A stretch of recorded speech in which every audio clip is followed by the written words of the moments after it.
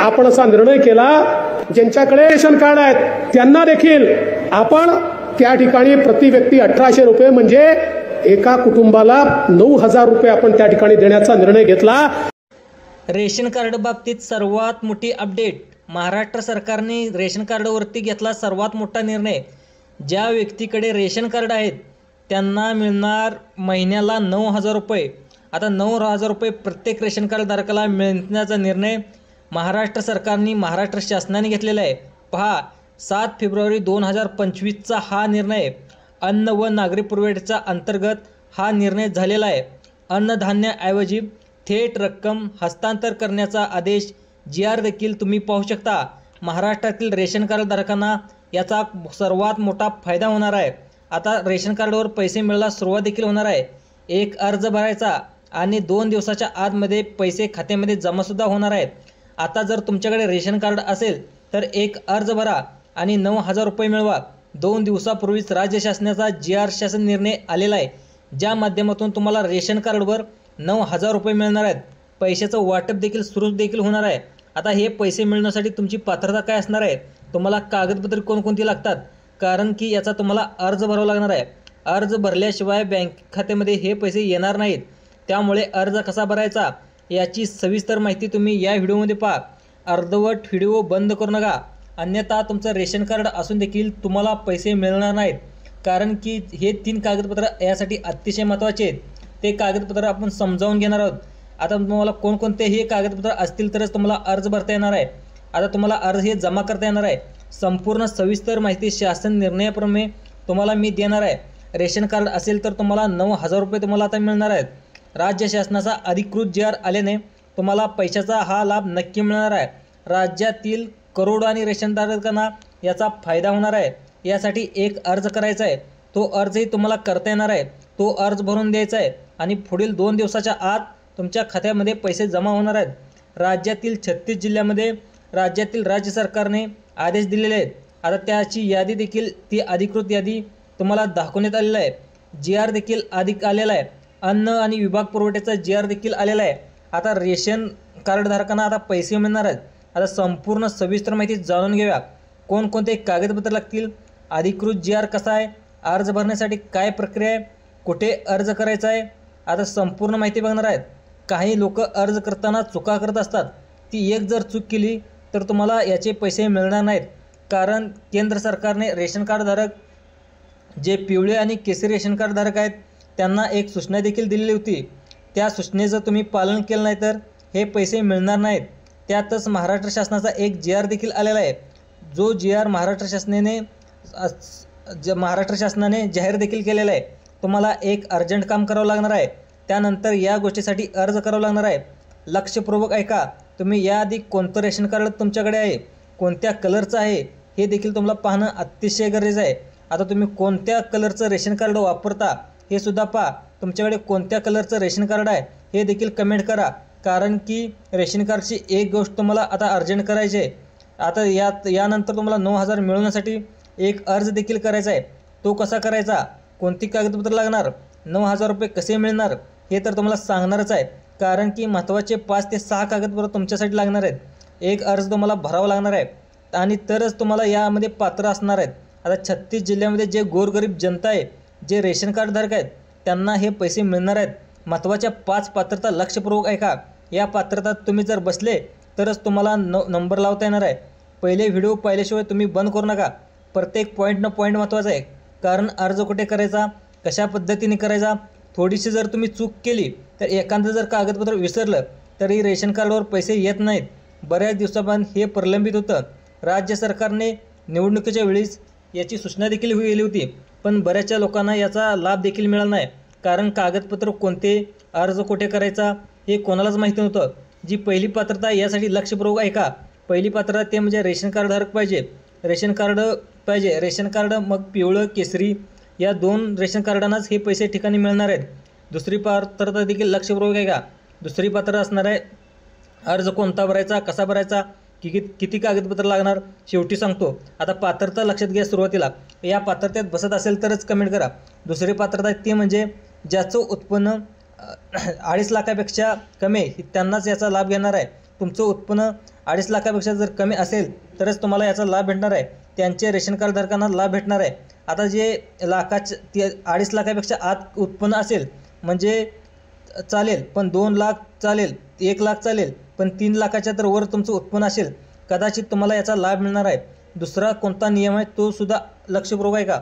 उत्पन्नाचा नियम तुमच्यासाठी अतिशय महत्त्वाचा आहे. व्हिडिओ शेवटपर्यंत बघायचा आहे, कारण की अर्ज कसा करायचा, कुठे भरायचा ते देखील तुम्हाला सांगणार आहे. पात्रतासुद्धा सांगणार आहे. आता पात्र झालं लगेच कागदपत्र कोणकोणती लागणार आहेत, अर्ज कुठे भरायचा, सगळ्यात महत्त्वाचं म्हणजे 4-5 कागदपत्र याच्यामध्ये लागणार आहेत. 2025मध्ये नवीनच ही योजना सुरू झाली आहे. कागदपत्र तुम्हाला जमा कसे करायचे, अर्ज कसा जमा करायचा, नंतर ऑफिसला कुठे जायचं, कुठल्या ऑफिसला भरायचे कागदपत्र आता अर्ज मिळवण्यासाठी काय करायचं, कुठेही ऑनलाईन कोणत्याही ऑनलाईन ठिकाणी ऑफलाईन अर्ज भरायचा आहे, कागदपत्र ऑफलाईन काढायचे, कागदाला झेरॉक्स जोडून तुम्हाला द्यायचा आहे. दुसरी अतिशय महत्त्वाची माहिती म्हणजे पिवळ्या आणि केसरी रेशन कार्ड धारकांना जर पैशाचा लाभ हवा असेल तर तुमच्या घरामध्ये एकही व्यक्ती सरकारी नोकरीमध्ये नसला पाहिजे.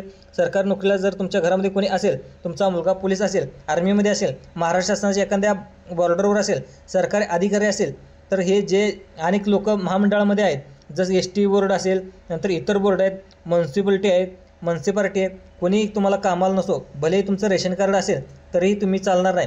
तिसरी गोष्ट म्हणजे तुमच्याकडे पिवळ्या किंवा केसरी रेशन कार्डावरती तुम्हाला जर पैसे पाहिजे असेल तर तुमच्या घरामध्ये कोणीही पेन्शन घेणारा व्यक्ती नसला पाहिजे. म्हणजे नोकरीतून निवृत्त झाला असेल, रिटायर झाला असेल तर पेन्शन घेत आहे अशा व्यक्तीनं तुमच्यामध्ये घरामध्ये नसावे. रिटायरमेंट झालेली सरकारी कर्मचारी कोणतीही व्यक्ती नसावी.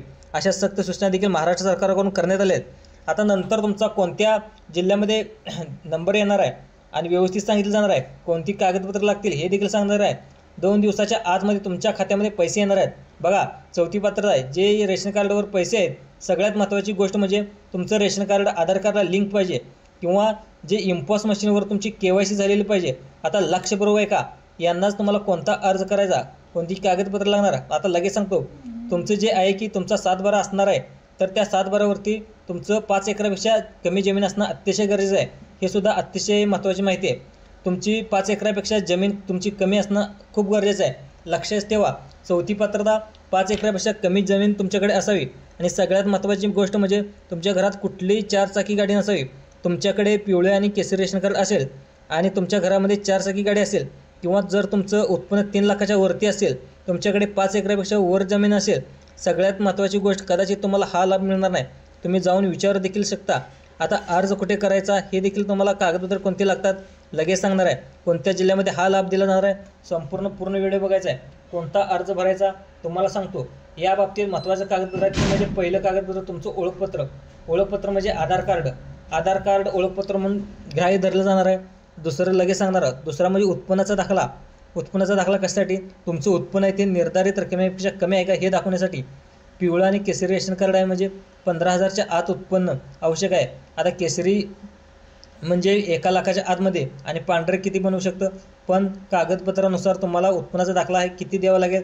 त्यानंतर तिसरा आहे ते म्हणजे आधार कार्ड किंवा पॅन कार्ड या दोन्हीपैकी एक गोष्ट पाहिजे. आता पॅन कार्ड कशासाठी पाहिजे तर उत्पन्न दाखवण्यासाठी. आता तुमच्या उत्पन्नाच्या डिटेल ज्या त्यावरून समजू शकतात ते म्हणजे पॅन कार्ड त्या ठिकाणी समजलं जातं. आता उत्पन्नाच्या दाखल्यावरून देखील समजतं, पण पॅन कार्डवरून डायरेक्ट आयकर विभागाकडून तुमच्या डिटेल्स आहेत त्या चेक करता येतात. त्यामुळे पॅन कार्ड या ठिकाणी लागतं. तिसरं कागदपत्र तर म्हणजे 7/12 उतारा. 7/12 उतारासुद्धा लागणार आहे. 7/12 उतारा म्हणजे जमिनीचं जे कागदपत्र आहे, तुमच्या नावावर किती जमीन आहे, कुठे आहे, कोणत्या गटामध्ये आहे आणि गट नंबर काय आहे आणि कोणत्या गावात आहे याची संपूर्ण डिटेल्स असतात. आता 7/12वर 5 एकरापेक्षा कमी जमीन असेल तरच तुम्हाला या योजनेचा लाभ मिळणार आहे. दुसरं महत्त्वाचं काय तर तुम्हाला जे बँकेचं पासबुक आहे ते पासबुक तुम्हाला लागणार आहे. बँकेचं पासबुक झेरॉक्स तुम्हाला द्यावं लागणार आहे. व्यवस्थित दिसलं पाहिजे. बँकेच्या सर्व पानाची झेरॉक्स तुम्हाला द्यावी लागणार आहे.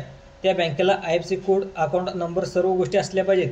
खाजगी बँकेचं शक्यतो तुम्ही हे अकाउंट ते देऊ नका. जे पोस्ट बँक असेल, स्टेट बँक ऑफ इंडिया असेल, HDFC बँक असेल, मोठमोठ्या बँका असतील त्या ठिकाणीच खाते खोला आणि त्याला तुम्ही आधार कार्ड लिंकिंग करून घ्या. हे देखील करणं अतिशय गरजेचं आहे. मग पैसे येण्यामध्ये कोणतीही अडचण येऊ शकत नाही. बरेच जण पतसंस्थेचे अकाउंट देतात, ज्या मल्टीपर्पज सोसायटी आहेत त्याचं अकाउंट देतात. त्यांचे कुठल्याही प्रकारचे अकाउंट त्या ठिकाणी चालणार नाहीत. तुम्ही राष्ट्रीयकृत ज्या खाजगी किंवा सरकारी बँकांचे खाते इथे चालणार आहे. आता सगळ्यात महत्त्वाची गोष्ट म्हणजे कोणत्या जिल्ह्यामध्ये पैसे येणार आहेत, अर्ज कुठे द्यायचा, कोणत्या टप्प्यामध्ये, 14 जिल्ह्यामध्ये लक्षपूर्वक पहिल्या टप्प्यामध्ये जे आहेत ते म्हणजे 14 जिल्हे असणार आहेत. 14 जिल्हे कुठले आहेत? छत्रपती संभाजीनगर हा सगळ्यात पहिला जिल्हा आहे. त्यानंतर जो दुसरा जिल्हा जालना, दुसरा पहिला नांदेड, परभणी, 5वा झाला लातूर, त्यानंतर 6वा हिंगोली, त्यानंतर अमरावती, वाशिम, अकोला, बुलढाणा, यवतमाळ हे झाले 14 जिल्हे असणार आहेत. हे जिल्हे शेतकरी आत्महत्याग्रस्त आहेत. तर या जिल्ह्यातील राष्ट्रीय अन्न सुरक्षा अधिनियम 2013 अंतर्गत पैशाचं वाटप करण्यात येणार आहे. तर ह्या पैशाचं वाटप होणार आहे शेतकऱ्यासाठी, म्हणजे जे शेतकरी आहेत ज्यांच्या नावावर काहीतरी जमीन आहे, ज्यांच्याकडे पिवळं आणि केसरी रेशन कार्ड आहे, तर या त्यांच्यासाठीच असणार आहे. हे त्यांच्यासाठी आता तुम्ही काय करायचं आहे, जे रेशन धान्य दुकान आहे किंवा तुमचं रेशन दुकान आहे तिथे जायचं आहे. तिथून तुम्हाला अर्ज घ्यायचा आहे आणि त्या अर्जावर कागदपत्र सांगितली, जसं आधार कार्ड असेल, तुमचं पॅन कार्ड असेल, 7/12 असेल, उत्पन्नाचा दाखला असेल, रेशन कार्डची झेरॉक्स असेल, या सर्व गोष्टी तुम्हाला जोडायच्या आहेत. नंतर तुम्हाला पासपोर्ट साईज फोटो द्यायचा आहे. त्या ठिकाणी देखील रेशन कार्डमध्ये दुकानामध्ये जमा करून टाकायचं आहे. याआधी तुमची जी रेशन कार्डची EKYC आहे तीसुद्धा कंप्लीट झालेली असणं अतिशय गरज आहे. ती EKYC सुरुवात पहिल्यांदा करून घ्या. लगेच तुम्हाला जो फॉर्म आहे तो फॉर्म देखील जमा करावा लागणार आहे. तर 15 ते 20 दिवसामध्ये याविषयी जी प्रक्रिया आहे ती चालणार आहे. त्यानंतर तुम्हाला लगेच लवकरच तुम्हाला पैसे अकाउंटमध्ये जमा होणार आहेत. मित्रांनो, हा व्हिडिओ कसा वाटला? हा व्हिडिओ आवडल्यास आपल्या चॅनलला सबस्क्राईब करून ठेवा. बाकी रेशन कार्ड तुमच्याकडे कोणते आहेत ते देखील कमेंट करा. कारण तुम्ही शेतकरी असाल, रेशन कार्ड असेल आणि सांगितलेल्या 14 जिल्ह्यापैकीमध्ये असाल, छत्रपती संभाजीनगर विभाग आहे, त्यानंतर नागपूर विभाग आहे, अमरावती विभाग आहे, हे 3 विभागातील तुम्ही असाल, नक्कीच तुम्ही कमेंट करा. तुम्हाला कुठला डाऊट असेल आम्ही त्यावर प्रतिक्रिया देऊ. आणि आपलं चॅनल आहे ते सबस्क्राईब करून ठेवा आणि जे घंटीचं बेल आयकॉन बटन आहे त्याच्यावर सुद्धा क्लिक करून ठेवा. असेच आपले वेगवेगळे व्हिडिओ येणार आहे, त्याची नोटिफिकेशन तुम्हाला भेटत जाईल. आणि हा व्हिडिओ आवडल्यास जास्तीत जास्त दुसऱ्या लोकांना सुद्धा शेअर करा. धन्यवाद मित्रांनो.